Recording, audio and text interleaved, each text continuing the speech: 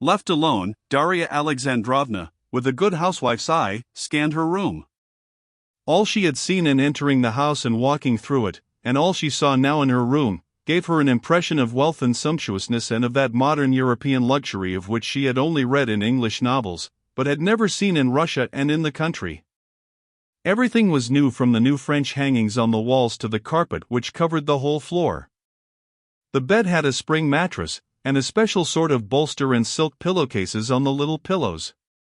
The marble washstand, the dressing table, the little sofa, the tables, the bronze clock on the chimney-piece, the window curtains, and the portieres were all new and expensive.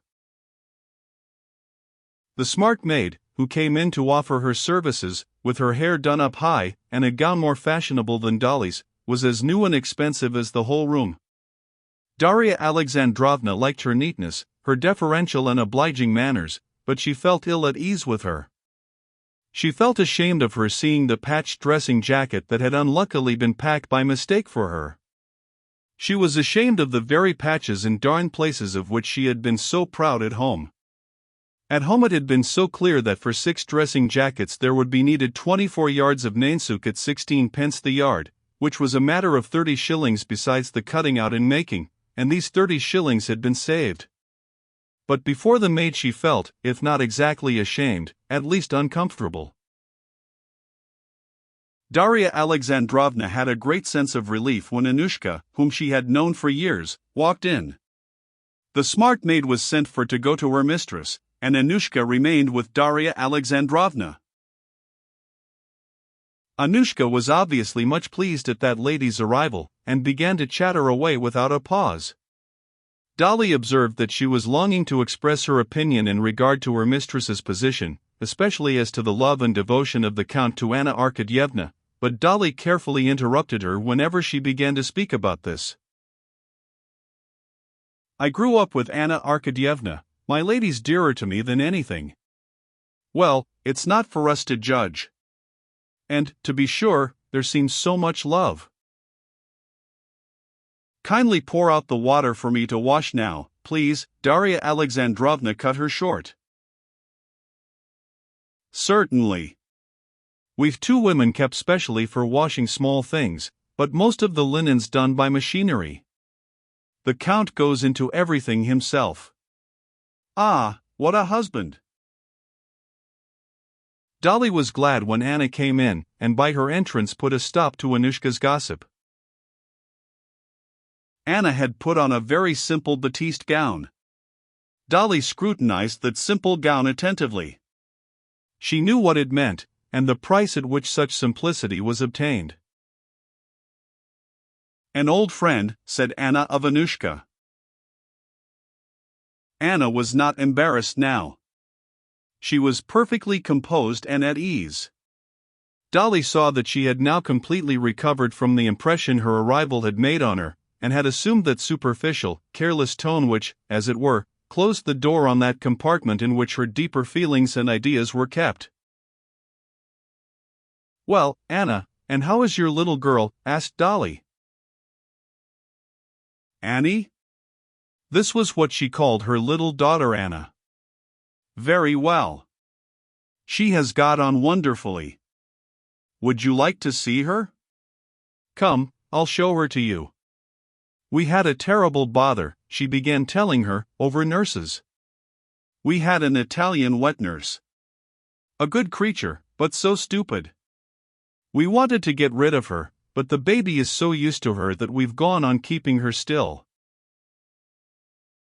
"But how have you managed?" Dolly was beginning a question as to what name the little girl would have, but noticing a sudden frown on Anna's face, she changed the drift of her question. "How did you manage? Have you weaned her yet?" But Anna had understood. "You didn't mean to ask that? You meant to ask about her surname." "Yes? That worries Alexei.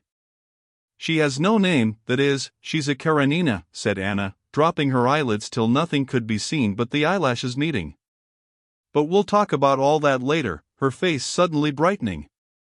"Come, I'll show you her. Elle est très gentille. She crawls now. In the nursery, the luxury which had impressed Dolly in the whole house struck her still more. There were little go-karts ordered from England, and appliances for learning to walk, and a sofa after the fashion of a billiard table, purposely constructed for crawling, and swings and baths, all of special pattern, and modern. They were all English, solid, and of good make, and obviously very expensive. The room was large, and very light and lofty. When they went in, the baby, with nothing on but her little smock, was sitting in a little elbow chair at the table, having her dinner of broth, which she was spilling all over her little chest. The baby was being fed, and the Russian nursery maid was evidently sharing her meal. Neither the wet nurse nor the head nurse were there. They were in the next room, from which came the sound of their conversation in the queer French which was their only means of communication.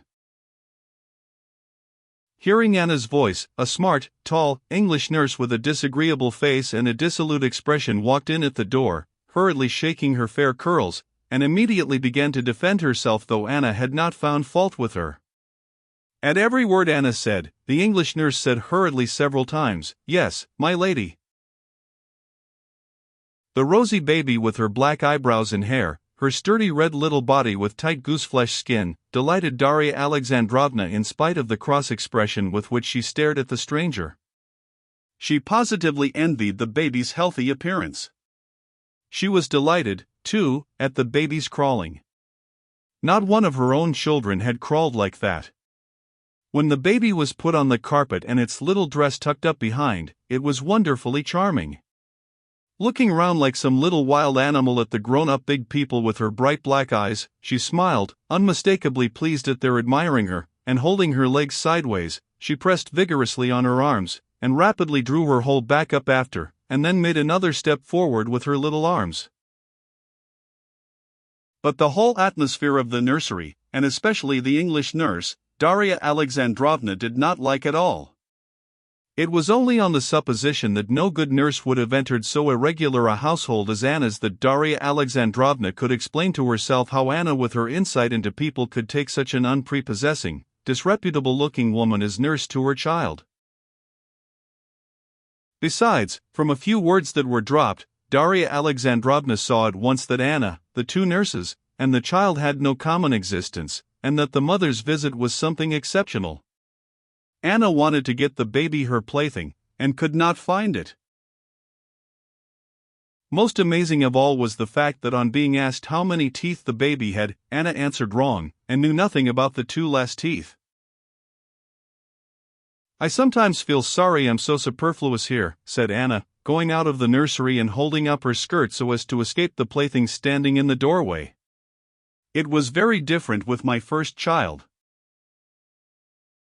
"I expected it to be the other way," said Darya Alexandrovna shyly.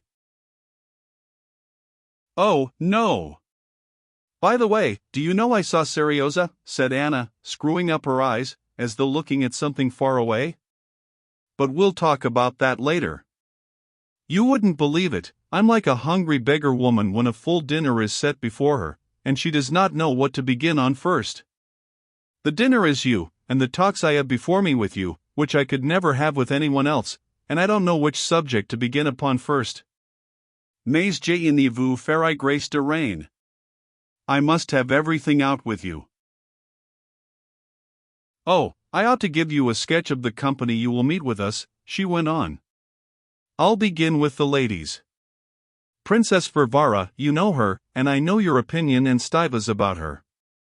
Stiva says the whole aim of her existence is to prove her superiority over Auntie Katerina Pavlovna. That's all true, but she's a good-natured woman, and I am so grateful to her. In Petersburg there was a moment when a chaperone was absolutely essential for me. Then she turned up. But really she is good-natured. She did a great deal to alleviate my position. I see you don't understand all the difficulty of my position, there in Petersburg," she added. "Here I'm perfectly at ease and happy. Well, of that later on, though. Then Sviazhsky, he's the marshal of the district, and he's a very good sort of a man, but he wants to get something out of Alexei. You understand, with his property, Now that we are settled in the country, Alexei can exercise great influence. Then there's Tushkevich, you have seen him, Betsy's admirer. Now he's been thrown over and he's come to see us. As Alexei says, he's one of those people who are very pleasant if one accepts them for what they try to appear to be, Oedipus est cum elfo, as Princess Varvara says. Then Veslavsky, you know him. A very nice boy, she said, and a sly smile curved her lips. What's this wild story about him and the Levins? Veslavsky told Alexei about it, and we don't believe it. Ils très gentil et naïf, she said again with the same smile. Men need occupation, and Alexei needs a circle, so I value all these people. We have to have the house lively and gay, so that Alexei may not long for any novelty. Then you'll see the steward, a German, a very good fellow, and he understands his work. Alexei has a very high opinion of him. Then the doctor, a young man, not quite a nihilist perhaps, but eats with his knife, but a very good doctor. Then the architect. Un petit corps.